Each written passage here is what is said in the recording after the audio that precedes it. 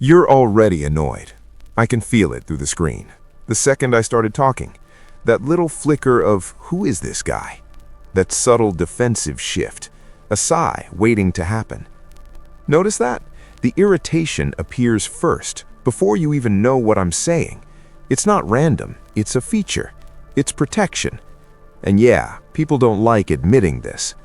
So let's name it. That feeling, that immediate low-grade ugh at my tone, at my face, at the premise. That's not about me. I'm a stranger on a screen. You don't know me. That reaction is your ego's early warning system, a tripwire, something approached that you've invested in protecting, an identity, a belief, a comfortable story you tell yourself. And the alarm bell isn't fear, not at first. It's irritation, annoyance, contempt. It's a much more socially acceptable emotion than I feel threatened. It feels like you're judging me, but you're guarding you. This is the part everyone pretends doesn't apply to them.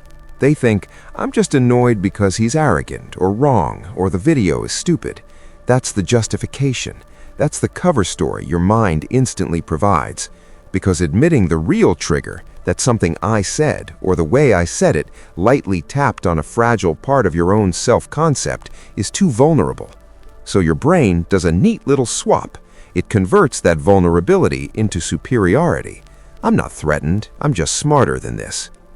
Denial, in that moment, feels exactly like intelligence. It feels like discernment. It's a brilliant trick. And you'll see this everywhere once you know to look. Someone presents a fact that contradicts a deeply held political view. The first response isn't, let me process that. It's, what an idiot. Their sources are probably bad. A friend succeeds in an area where you've failed. The feeling isn't pure happiness for them. It's a flash of annoyance at them before you correct yourself. Why? Their success held up a mirror. Your ego had to flinch.